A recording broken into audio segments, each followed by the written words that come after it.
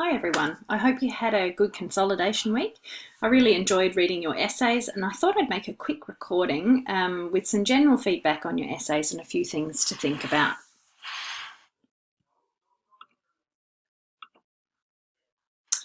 You did a great job of providing great information about the model that you chose to address 21st century learning literacy demands. You showed that you understood the model, its benefits, and how it was applied to the classroom. The key factor that many people needed to be stronger on was making sure that this was a persuasive essay.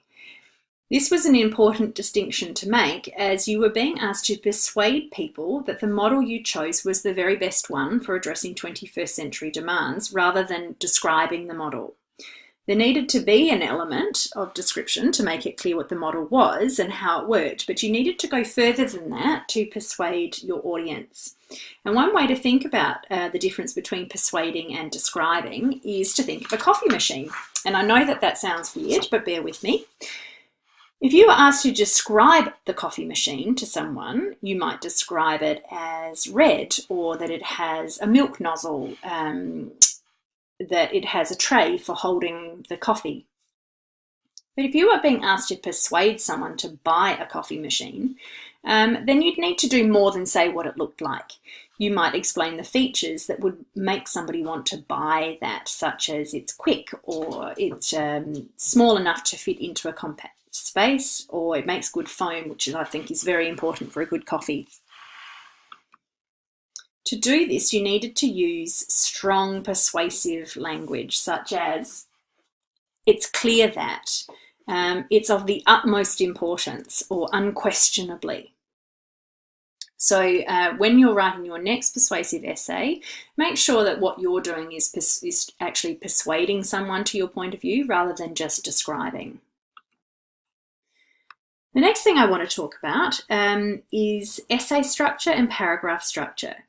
It's really important that you don't underestimate the importance of structure in an essay. The structure makes it easy to understand what's written, and the information that's clearly expressed can improve your score immeasurably. A good structure to use for each paragraph is the teal structure. This is sometimes called the peel structure also, and I'm going to break that down for you. And hopefully that will make you feel a little bit more confident as you go about writing future essays.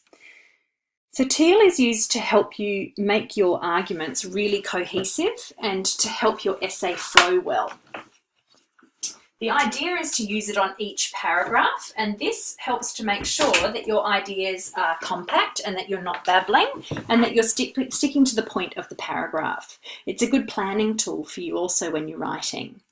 When you write this way, you'll notice that you could pull out any paragraph in your essay and read it as a standalone argument. And you wouldn't need any other information for it to make sense. It's a bit like a mini essay within a larger one. The first thing you need to do is come up with a topic sentence for your paragraph. A topic sentence tells the reader what that paragraph is going to be about. Check that it's directly related to the question that you're going to be answering. The next thing you need to do is expand on the topic sentence, explain it in more detail so that people know what you mean, and tell them why that point is important. These two things are fairly easy to do. The next thing you need to do is provide evidence. Often when people write, they're just talking about what their opinion is, and they don't actually tell you why or give you evidence to back it up from research.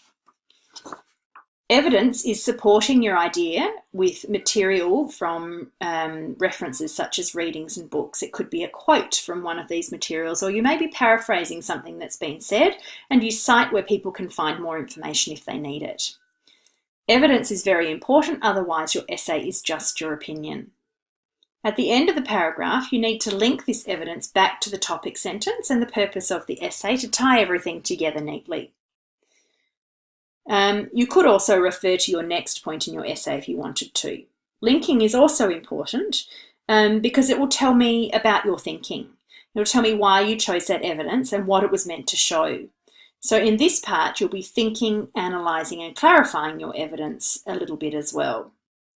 Just to clarify, this is for each paragraph within the body of your essay. It's not an essay structure, it's a paragraph structure. Each paragraph within your essay from introduction to conclusion can follow this structure.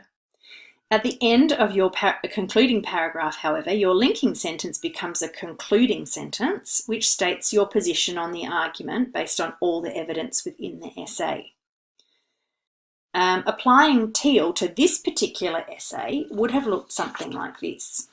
So you might have had, what is the 21st century literacy demand that you're going to address? That would be your topic sentence. All right, then why is that demand important in today's world? And how does the model you've chosen address that literacy demand? The evidence is, how do you know this, and the examples of practice. And then you link back to the question with some strong persuasive language explaining why that model addresses that demand. So that's what that would look like for each of the literacy demands that you chose within your essay. Okay, when writing an essay, be really clear about the question. This essay question asks you to talk about the most relevant model for addressing 21st century literacy demands. Although the question mentions the model first, the focus of the question is the literacy demands, because the literacy demands are the things you need to address using the model. Many people focused on the model they chose rather than the literacy demands, which meant that their essays went slightly off track. Going back to the Teal structure, remember that the first thing that you mention in a paragraph, the topic sentence, is what the paragraph is about. So you needed to start by making a statement about a literacy demand rather than the model that you chose. Okay, finally, a couple of reminders.